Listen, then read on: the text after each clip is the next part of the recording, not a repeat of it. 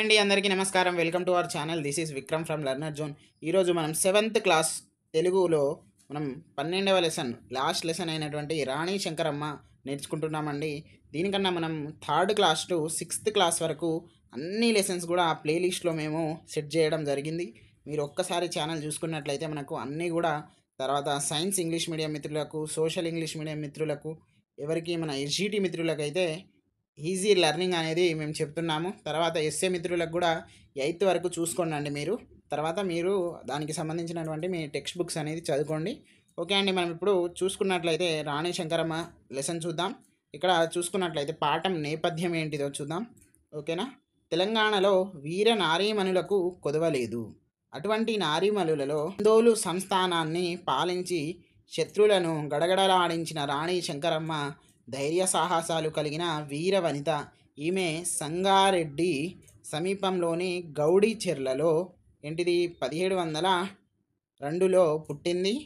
ఇక్కడ ఒక్కసారి మనం చూసుకున్నట్లయితే ఏ సంస్థానం అండి? ఆందోళన సంస్థానం. ఓకేనా. తర్వాత అది ఎక్కడ ఉంది? మనకు సంగారెడ్డికి సమేత అంటే ఆ ప్రాంతంలో ఉంది. ఎప్పుడు పుట్టినామా మనకు రాణశంకరమ్మ? 17 అంటే ఏంటిది? మనకు 1702లో పుట్టింది. ఇక్కడ మనకు గౌడిచెర్ల అనేటువంటి గ్రామంలో. ఓకేనా. ఇట్లా మీరు గుర్తుపెట్టుకోండి. ఇట్లా పాయింట్స్ వైజ్గా రాసుకున్నట్లయితే మీకు ఈజీగా అర్థమవుతుందండి. తర్వాత మనకు ఎవరు? సంగారెడ్డి తర్వాత రాజమ్మ దంపతులకు జన్మించిన శంకరమ్మ బాల్యం నుంచి నాయకత్వ లక్షణాలు పునికి పుచ్చుకున్నది. ప్రజల్ని కన్న బిడ్డలుగా పరిపాలించిన రాణి శంకరమ్మ శత్రువుల పాలిట అపరకాలిక వలె ధైర్య సాహసాలు ప్రదర్శించింది. చరిత్రలో తనకంటూ చెరగని స్థానం సంపాదించుకుంది. ఇక్కడ ఇంకొకటి వచ్చింది మనకు, మెదకు ప్రాంతాన్ని చరితార్థం చేసిన రాణి శంకరమ్మ గురించి ఈ పాఠం తెలియజేస్తుంది. ఓకేనా. మనం నెక్స్ట్ పాఠ్యభాగ వివరాలకు వెళ్ళినట్లయితే ఈ పాఠం గేయ కథ ప్రక్రియకు చెందింది. గేయం వేరు, గేయ కథ వేరు. ఓకేనా. నెక్స్ట్ ఇక్కడ చూసినట్లయితే కథను గేయ రూపంలో చెబితే గేయ కథ అంటారు. కథను గేయ రూపంలో చెప్తారట. ఓకే, ఎట్లా చెప్తారనేది చూద్దాం. ఇది లయాత్మకంగా పాడుకోవడానికి వీలుగా ఉంటుంది. ఎట్లా ఉంటుంది? లయాత్మకంగా పాడుకోవడానికి వీలుగా ఉంటుంది. తర్వాత మనము చూసుకున్నట్లయితే సంగారెడ్డి జిల్లాకు చెందిన కీర్తిశేషులు పన్బుడంపై రంగా కృష్ణమాచార్యులు మనకు రచించిన మెదక్ జిల్లాంతర్గత ఆందోళన శౌర్య వీర్యారెడ్డి ఏంటిది? శౌర్య వీర్యారెడ్డి త్రయం వీరుల గాథల పుస్తకం నుండి ఆధారంగా రూపొందించినటువంటి పాఠ్యాంశం. ఇతని పేరు మనము రంగా కృష్ణమాచార్యులు అని గుర్తుపెట్టుకోండి. తర్వాత మనకు మెదక్ ఏంటిది? జిల్లా అంతర్గత అని గుర్తుపెట్టుకుంటే ఇనఫ్. ఓకేనా. మళ్ళీ ఇక్కడ మనము దీంట్లో నుండి టెట్ 2025లో వచ్చి 2 క్వశ్చన్స్ ఉండే అంటే మనకు 6 సెషన్లు నడిచినాయి కదా. 6 సెషన్స్లలో 2 సెషన్స్లలో అడగడం జరిగింది.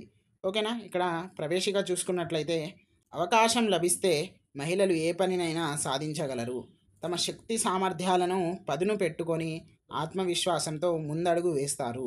ప్రపంచానికి ఆదర్శం నిలుస్తారు. అటువంటి మహిళలు ఏంటిది?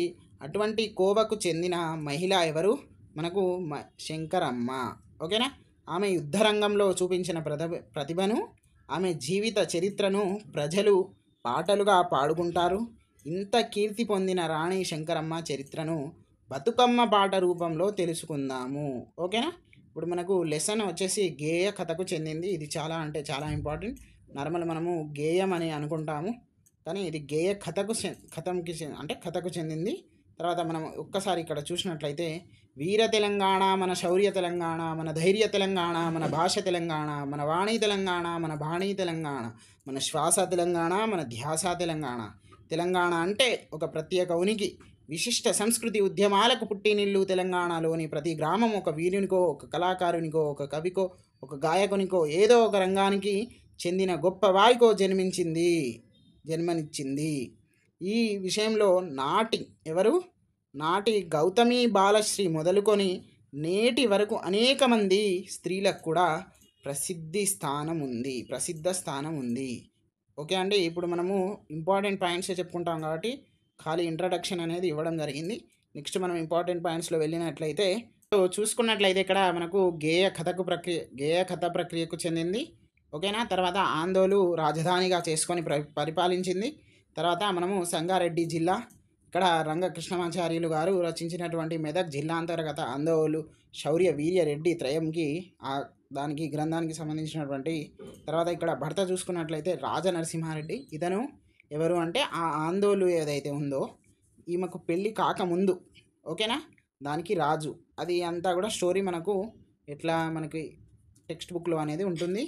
వాళ్ళు ఒకరోజు అన్నం పెడుతుంది, ఆ అన్నంకి మెచ్చేసి వాళ్ళు ఎవరు రాజనరసింహారెడ్డి ఏం చేస్తాడు, డైరెక్ట్ వాళ్ళ ఇంటికి ఆడపోయి ఎవరిని సంగారెడ్డి వాళ్ళను అడుగుతారు. అడిగినాక ఇక వాళ్ళు సంతోషం ఇచ్చి పెళ్ళి చేస్తారు అన్నట్టు. అదంతా కూడా మనకు ఈజీగా ఉంటుంది అన్నట్టు. ఈజీ లెర్నింగ్ అనేదండి మీరు ఒక్కసారి మీరు చూసుకున్నట్లయితే ఈజీగా మీకు అర్థమవుతుంది. ఓకేనా. మనం ఇక్కడ గౌడీ చెర్ల ప్రాంతంలో ఒక చిరుతపులితో కలబడింది. ఇక్కడ మీరు చూసుకోండి, ఎక్కడ చిరుతపులితోటి కలబడింది అనేది కూడా మనకి ఇవ్వడం జరుగుతుంది. చెప్పలేము ఎట్లా బిట్ ఫామ్ అయ్యేది, కాబట్టి మనం అన్నీ నేర్చుకుంటే బెటర్ కదా. తర్వాత అంబలి అంటే ఏంటిది, రాగుల తైదలు పిండితో చేసినటువంటి ఏంటిది వండిన ద్రవాహారం. సేమ్ ఇది టెక్స్ట్ బుక్లో ఉందండి, మీరు ఒక్కసారి వెనకాల చూసుకున్నట్లయితే మీకు అర్థమవుతుంది. తర్వాత నారసింహారెడ్డిని చూసి సహించలేక సిద్దికి సోదరులు విషప్రయోగం చేసి చంపారు. ఇప్పుడే చెప్పాను కదండి, నారసింహారెడ్డి ఎవరు, మనకు శంకరమ్మ భర్త. అదంతా కూడా స్టోరీ ఉంటుంది. ఇట్లా వాళ్ళు పెళ్ళి చేసుకుంటారు. తర్వాత ఏం చేస్తారు వాళ్ళు, ఎవరు నారసింహారెడ్డి ఇక పెళ్ళైనాక ఏం చేస్తాడు, అదంతా కూడా మర్చిపోతాడు, రాజ్యాన్ని మర్చిపోయి ఏం చేస్తాడు, రాణి శంకరమ్మ ఇప్పుడు అతనికి ఏంటిది మేలుకొల్పుతుంది అన్నట్టు. అంటే మనకు ప్రజలే ముఖ్యం, ప్రజలే ఫస్ట్, తర్వాతే మన యొక్క స్వార్థం చూసుకోవాలి, అట్లా అట్లా మోటివేషన్ తోటి ఏంటిది మళ్ళీ మస్తు పరిపాలిస్తారు అన్నట్టు. ఇక అంతలోపు వీళ్ళు సిద్దికి సోదరులు అనేటోళ్ళు ఉంటారు అన్నట్టు. ఇక మనకు ఎక్కడైనా కూడా మనకు మంచోడు ఉన్నప్పుడు చెడ్డోడు కూడా ఉంటాడు. కాబట్టి సిద్దికి సోదరులు ఏం చేస్తారు, మెల్లమెల్లగా ఆక్రమించుకుంటూ వస్తారు. ఇది చూసినటువంటి వాళ్ళు ఏం చేస్తారు, రిటర్న్గా నరసింహారెడ్డి అందరూ మళ్ళీ బరిలో దునుకుతాడు. దునికినాక అతను అంతా కూడా మంచి క్లియర్గా చేసేస్తాడు. మంచిగా పరిపాలిస్తున్న సమయంలో సిద్దికి సోదరులు ఏం చేస్తారు, విషయ ప్రయోగం చేసి చంపేస్తారు. అదే సమయంలో ఆమె బాగా బాధలు ఉంటుంది కదా భర్త చనిపోయి. అదే సమయంలో నిజాం రాజు ఏంటిది మరాఠీలపైకి యుద్ధానికి పంపాడు. ఇదంతా కూడా ఆందోళన కానివ్వండి, మన తెలంగాణలో మేజర్ పార్ట్ అంతా కూడా నిజాం రాజు కింద మనము అంతా కూడా పరిపాలించడం జరిగింది. కాబట్టి ఆ మరాఠీల పైన అంటే మహారాష్ట్రకు పంపాడు. ఇక దాంట్లో మనకు ఎవరు, నరసింహారెడ్డి లేడు కాబట్టి అక్కడ పార్టిసిపేట్ చేయాల్సింది ఎవరు, మనకు శంకరమ్మనే, అవునా. తర్వాత అదంతా కూడా గెలిచేస్తారు. తర్వాత నిజాం రాజు ఏ బిరుదు ఇస్తాడంటే రాయబాగిన్ అని బిరుదు ఇస్తాడు. తర్వాత ఆందోళన రాజ్యాన్ని పరిపాలిస్తాడంటే ఆమెకు అప్పగిస్తాడు, ఎవరిని, శంకరమ్మను. తర్వాత 1764 అంటే ఏంటిది 1764లో శంకరమ్మ రాణి అవుతుంది. ఓకేనా. తర్వాత ఒకరోజు భర్త చనిపోయి గెలిచేసినాం, అన్న అయిపోయినాయి, రాణి అయిపోయింది, అయినా కానీ ఆమె బాధ అనేది పోతలేదు. పోనప్పుడు ఏం చేస్తామని తీర్థయాత్రకు వెళ్దామనేటువంటి ఉద్దేశంతో వెళ్తుంది. మధ్యలో ఏం చేస్తుంది, అంటే ఇక పడనోళ్ళు ఉంటారు కదా, వాళ్ళు శత్రువులు ఏం చేస్తారంటే ఈ సిద్ధికి వీళ్ళు ఉన్నారు కదా, ఇసంటి వాళ్ళు ఉంటారు అన్నట్టు. దాంట్లో వాళ్ళు ఏం చేస్తారు, వచ్చేసి వాళ్ళ ఎవరు మన శంకరమ్మను అంతా కూడా మనకు చంపడానికి ట్రై చేస్తారు. ఆపేసి మఫ్టీలో వస్తారు అన్నట్టు. అట్లా చేసేసి శంకరమ్మ తప్పించుకొని అడవి నుండి అట్లా తప్పించుకుంటుంది. తప్పించుకున్నప్పుడు ఏం చేస్తుందంటే అడవిలో తెలివోకి వచ్చిన శంకరమ్మ అంటే ఏంటిది, అడవిలోకి వెళ్ళిపోతుంది. అడవిలోకి కోయవాడనేటువంటి వాళ్ళు మనకు అంటే కనబడతారు. కనబడ్డ తర్వాత ఇక రూట్ చూపెట్టాలి కదా, రూట్ చూపెట్టడానికి హైదరాబాద్ రూట్ చూపెడతాడు అతను. హైదరాబాద్ వెళ్ళి నిజాంని కలుస్తుంది. ఇక రూట్ చూపెట్టినందుకు మెడలో ఉన్నటువంటి హారాలు ఎవరు, మన శంకరమ్మ ఆ కోయవారికి ఏంటిది గిఫ్ట్గా అంటే ఏంటిది మనకు బహుమతిగా ఇస్తుంది. తర్వాత మనం చూసుకున్నట్లయితే ఏంటిది హైదరాబాద్కు చేరుకున్న తర్వాత ఇక ఇక్కడ మనకు నిజాం రాజు దగ్గరికి వెళ్ళినాక ఇదంతా కూడా స్టోరీ చెప్తుంది. ఇట్లా ఇట్లా ఇట్లా ఇట్లా ఉంది అని అంతా చెప్పేసినాక మళ్ళీ వాళ్ళని దింపేసి మళ్ళీ రాణి శంకరమ్మ అవుతుంది. అయినాక ఏం చేస్తుందంటే ఇక్కడ నేను ఒక పాయింట్ మిస్ అయినా, ఇక్కడ చూడండి ఏంటిది మనకు వాళ్ళు ఎవరైతే కొందరు ఉంటారు కదా, ఏమని ఆమెను చంపడానికి ప్రయత్నించే వాళ్ళు ఏమని పుకారు పెడతారంటే నిజాం వద్దకు వెళ్ళి శంకరమ్మ చలి జ్వరంతో చనిపోయిందని చెప్తారు. ఓకేనా. కానీ అది నిజం కాదు. తర్వాత ఇది అడవి, తర్వాత కోయరాజు, ఇదంతా స్టోరీ ఉంటుంది. తర్వాత మళ్ళీ రాణి అవుతుంది. తర్వాత అమ్మ నాన్న ఎవరు, సంగారెడ్డి రాజమ్మ ఇద్దరి పేర్ల మీద సంగారెడ్డి, ఇప్పుడు మనకు సంగారెడ్డి డిస్టిక్ ఉంది కదా, ఆ, అది మనకు శంకరమ్మ వాళ్ళ నాన్నగారి పేరు. ఓకేనా. నెక్స్ట్ రాజంపేట కూడా ఆ ప్రాంతంలోనే ఉంటుంది. ఇవి 2 పట్టణాలను నిర్మిస్తుంది. తర్వాత మనం ఇక్కడ చూసుకున్నట్లయితే గరుడాద్రి గుట్టపై రంగనాథ ఆలయాన్ని కట్టిస్తుంది. తర్వాత మనకు రాచపుండు రోగంతో 1774లో తుది శ్వాస విడుతుంది, అంటే మరణిస్తుంది. ఇది శంకరమ్మ కథ. తర్వాత కొన్ని అర్థాలు చూద్దాం. ప్రసిద్ధి అంటే ఖ్యాతి, స్వప్నం అంటే కళ, తర్వాత సమరం అంటే మనము యుద్ధం అనుకుంటామండి. మనకు అక్కడ ఉన్నటువంటి టెక్స్ట్ బుక్లో ఆ సెంటెన్స్ ఏదైతే ఉందో దాంట్లో యుద్ధానికి అర్థం వస్తుంది, కానీ అది మనం టెక్స్ట్ బుక్ బ్యాక్ సైడ్ చూస్తే మనకు ఓర్పు అని ఉంది. మీరు ఒకసారి చెక్ చేసుకోండి. తర్వాత శౌర్యం అంటే అది ధైర్యం అనుకుంటాం, కానీ మళ్ళీ టెక్స్ట్ బుక్లో ఏమంటాం, మనకు శూరత్వం. 2 ఒకటే. ఓకేనా. నెక్స్ట్ మనకు దీప్తి అంటే కాంతి. ఓకేనా. నెక్స్ట్ ఇక్కడ మనము భాషను గురించి తెలుసుకుందాంలో చూద్దాం. మనకి ఇక్కడ కొన్ని ఇంపార్టెంట్గా ఇచ్చారు. ప్రీవియస్కి సంబంధించినటువంటి రంగనాథాలయం అంటే ఏంటిది, దాన్ని విడదీయండి, విడదీసి సంధి పేరు రాయండి అని ఇచ్చారు. రంగనాథాలయం అంటే ఏంటిది, రంగనాథ ప్లస్ ఆలయం అంటే ఏంటిది, మనకు సవర్ణ దీర్ఘ సంధికి సంబంధించింది. ఓకే, ఒక్కసారి నేను రాస్తాను చూడండి. ఏంటిది, రంగనాథ ప్లస్ ఆలయం. ఆ వచ్చింది, ఇక్కడ కూడా ఆ వచ్చింది. అంటే ఏంటిది, ఏదైతే అచ్చు వస్తుందో అదే అచ్చు సేమ్ వస్తే ఏంటిది, మనకు సవర్ణ దీర్ఘ సంధి. నెక్స్ట్ ఏంటిది, అమృత ప్లస్ అన్నం, ఏంటిది అమృత అన్నం, ఇది కూడా సవర్ణ దీర్ఘ సంధి. మీరు రాసుకోండి, నేను చెప్తున్నా. తర్వాత అజరా ప్లస్ అమరం అంటే ఏంటిది, అజరామరం అంటే అజరా ప్లస్ అమరం, ఇది కూడా సవర్ణ దీర్ఘ సంధి. ఇవన్నీ కూడా సవర్ణ దీర్ఘ సంధి అండి.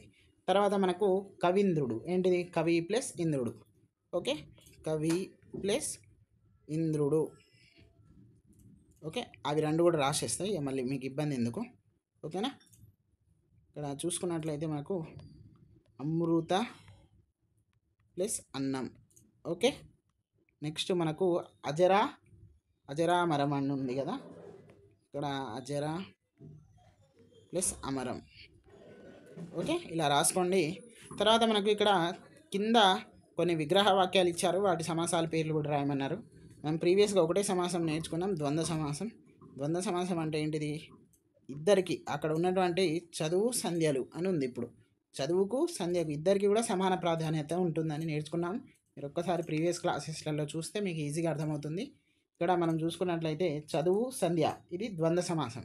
ఇక్కడ ఇచ్చినటువంటి ఒకటే సమాసం నేర్చుకున్నాం కాబట్టి ఇవన్నీ కూడా ద్వంద్వ సమాసానికి సంబంధించినటువంటివి. ఓకేనా. తర్వాత ఒకసారి చెప్పేస్తా, మీరు రాసుకోండి. ఏంటిది, పాము ముంగిసలు అంటే ఏంటిది, పాము ముంగిస. ఎండ వాన, ఎండా వానలు. కొండ కోనలు అంటే ఏంటిది, కొండ కోన.